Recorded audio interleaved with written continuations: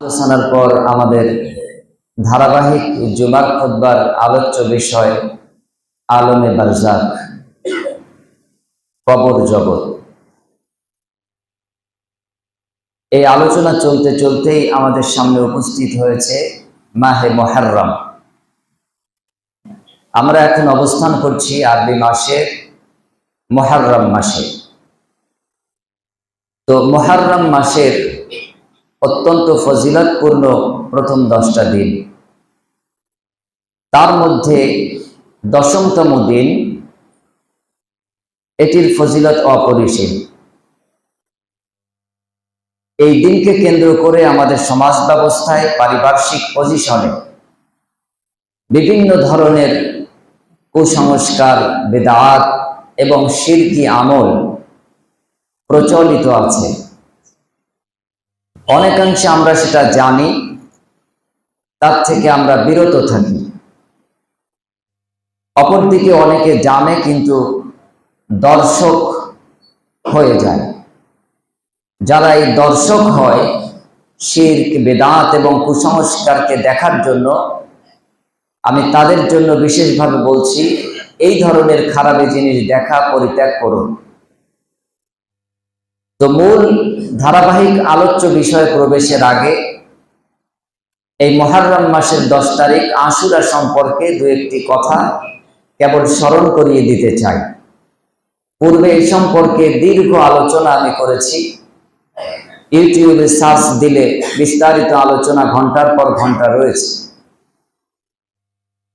আশুরার রোজা সম্পর্কে ইসলাম যেটা বলেছে যে আপনি যদি আশুরার রোজা রাখেন তো পিছনের 1 বছরের গুনাহ মাফ এবং আগামী সামনের 1 বছরের গুনাহ মাফ। আল্লাহ নবী বলছেন আশা করা যায় এত বড় প্রাপ্তি বান্দাকে আল্লাহ সুবহানাহু ওয়া তাআলা দিয়ে দেবেন। তো এই আশুরার রোজা গুরুত্বপূর্ণ নফল রোজা। যতগুলি নফল সিয়াম আছে তার মধ্যে এটি অন্যতম শ্রেষ্ঠতম নফল সিয়াম। আমাদের সমাজে এখন অনেকেরই ধারণা যে নফল সিয়ামগুলি মহিলাদের জন্য, আসলে কিন্তু তা নয়। নফল সিয়াম নারী পুরুষ সকলের জন্যই। অতএব যাদের শরীর সুস্থ, সমর্থ আছে, সুযোগ আছে, অবশ্যই যেন আমরা এই ফজিলতপূর্ণ আশুরার নফল সিয়ামদয় রাখতে পারি। আল্লাহ সুবহানাহু ওয়া তাআলা আমাদেরকে তৌফিক এনায়েত করুক, আমিন সুম্মা আমিন। মুহররমকে কেন্দ্র করে ইসলাম আলাদা আর কোনো আমল দেয়নি। এই মুহররমকে কেন্দ্র করে নফল সিয়াম ছাড়া বাকি যাবতীয় যত ধরনের কাজ ক্রিয়া প্রচলিত আছে সবই বিদআত, সবই প্রত্যাখ্যাত, পরিত্যাজ্য। যারা করে এর সাথে কোরআন, হাদিস অথবা ইসলামের আদৌ কোনো সম্পর্ক নেই। তাই এ বিষয়ে আজকে আমরা আর আলোচনা দীর্ঘ না করে আমরা আমাদের আজকের ধারাবাহিক আলোচনার শেষ পর্বে প্রবেশ করছি, আলমে বারজাক, কবর জগৎ।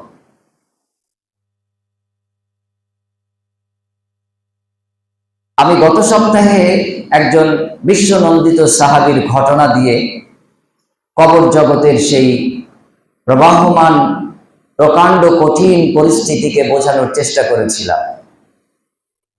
আজকেও অনুরূপ আরেকটি ঘটনা দিয়েই কবরকে আমি বোঝানোর চেষ্টা করছি।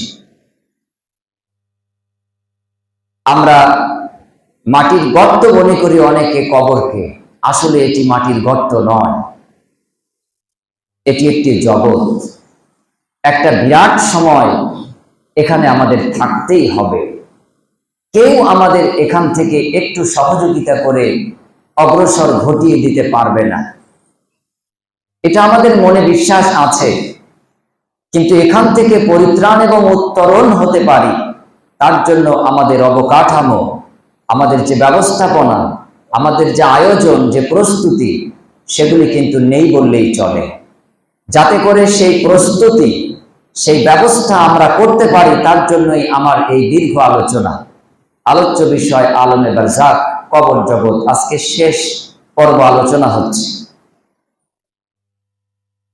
আয়েশা সিদ্দিকা রাদিয়াল্লাহু আনহা, উনি ওনার বাড়িতে অবস্থান করছেন।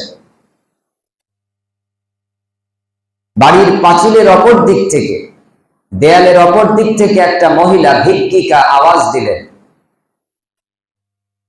এবং আওয়াজ দিয়ে তিনি বললেন, কে আছো? তোমরা আমাকে কিছু সাহায্য করো, ভিক্ষা দাও।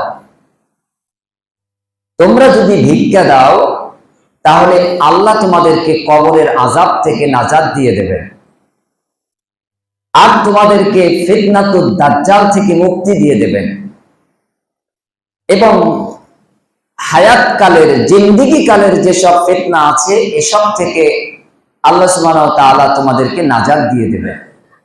তো আয়েশা সিদ্দিকা রাদিয়াল্লাহু আনহা, তিনি হলেন নবীজির স্ত্রী, মহিলা সাহাবীদের মধ্যে সবথেকে বেশি হাদিস জ্ঞাত বর্ণনাকারী সাহাবী।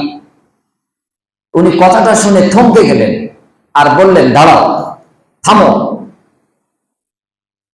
কি বলতে চাচ্ছ তুমি? তুমি এখানে বসো, মুহাম্মদ সাল্লাল্লাহু আলাইহি ওয়াসাল্লাম নবীজি আসবেন, তারপর তোমাকে ছাড়া হবে।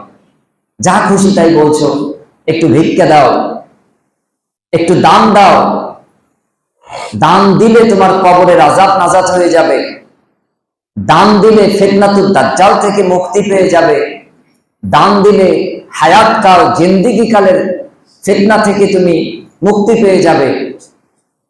অতএব নবীজি আসবে, তারপর তোমাকে ছাড়া হবে, এর আগে তোমাকে যেতে দেওয়া হচ্ছে না। মহিলা ভিক্ষিকা তিনি আটকে গেলেন। কিছু সময় বাদে নবীজি সাল্লাল্লাহু আলাইহি ওয়াসাল্লাম তিনি আসলেন। এসে দেখলেন এই পরিবেশ। আয়েশা সিদ্দিকা রাদিয়াল্লাহু আনহা তিনি জিজ্ঞেস করলেন, ইয়া রাসূলুল্লাহ, এই ভিক্ষিকা মহিলা তিনি বলছেন যে তোমরা ভিক্ষা দাও, আমাকে কিছু সাহায্য করো, তাহলে তোমাদের কবরের আযাব মুক্তি হয়ে যাবে, নাজাত পেয়ে যাবে, ফিতনাতুদ দাজ্জাল থেকে বেঁচে যেতে পারবে। তো এই মহিলার কথাগুলি আমার কাছে কেমন যেন মনে হলো, তাই আমি তাকে আটকে রেখেছি, আপনি আসা পর্যন্ত আপনি এর ফয়সালা দিন। নবীজি সাল্লাল্লাহু আলাইহি ওয়াসাল্লাম বললেন, আয়েশা, কবরের আযাব চিরসত্য, অতএব মহিলা যেটা বলেছে সেটা বাস্তব। এবং আল্লাহর নবী দুই হাত উত্তোলন করলেন মাথার থেকে উপরে, এবং দুই হাত উত্তোলন করে একা একা দীর্ঘ সময় ধরে আল্লাহর কাছে কবরের আযাব থেকে বাঁচার জন্য নাজাত চাইলেন, মুক্তি চাইলেন। তিনি বললেন, আল্লাহুম্মা ইন্নী আউযু বিকা মিন আযাবিল কবরি ওয়া মিন আযাবিন নার ওয়া মিন ফিতনাতিল মাহইয়া ওয়াল মামাতি মা সামিয়াল মাগরাম ওয়া মিন ফিতনাতিল মাসীহিদ দাজ্জাল, ইত্যাদি ইত্যাদি বহু দোয়া তিনি দুই হাত উত্তোলন করে একা একা এই সময় ধরে তিনি করলেন। এরপর আয়েশা সিদ্দিকা রাদিয়াল্লাহু আনহা তিনি কবর জগতের যে শাস্তি, আযাব, এই সম্পর্কে তার ধ্যান এবং ধারণা আমূল পরিবর্তন ঘটে গেল। এই মহিলা কোন মহিলা ছিলেন? কোন মুসলিম মহিলা ছিলেন না, যিনি এসে ভিক্ষা চাইলেন, সাহায্য দাবি করলেন এবং দানে যে কবরের আযাব মুক্তি হয়, নাজাত হয়, এই খবর দিলেন। ইনি ছিলেন একজন ইহুদি ভিক্ষিকা মহিলা। রাসূলুল্লাহ সাল্লাল্লাহু আলাইহি ওয়াসাল্লাম তিনি সাক্ষ্য দিয়ে এটাকে সাব্যস্ত করে দিলেন, কবরের আযাব সত্য, এবং দান, ভিক্ষা, মানুষকে সহযোগিতা, সহকর্মিতা, এর মাধ্যমে তুমি কবরের আযাব থেকে বেঁচে যেতে পারো। আপনি কবরের আযাব থেকে কি দিয়ে বাঁচতে চান? বাঁচার উপক্রম কি? আপনার আয়োজন কি আছে? আপনার প্রস্তুতি কি আছে এই কবর জগতের জন্য? 60 বছর 70 বছরের জিন্দেগি, ক্ষণস্থায়ী জিন্দেগি, তার জন্য তো আমাদের অনেক আয়োজন, অনেক প্রস্তুতি, অনেক ব্যবস্থাপনা, অনেক ব্লুপ্রিন্ট আমরা করেছি। কিন্তু একটা বিরাট সময় আলমে বারযাখ, অন্ধকারময় জগতে আমাদের কাটাতে হবে, তার জন্য কি প্রস্তুতি আছে? দেখেন,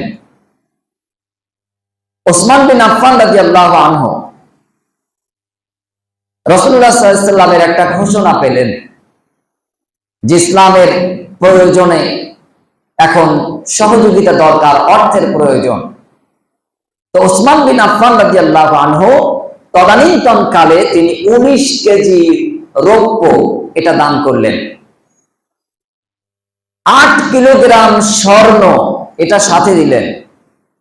একটু হিসাব করেন মন দিয়ে, 19 কেজি রৌপ্য এটা দিলেন, আর 8 কেজি সোনা এটা দিলেন।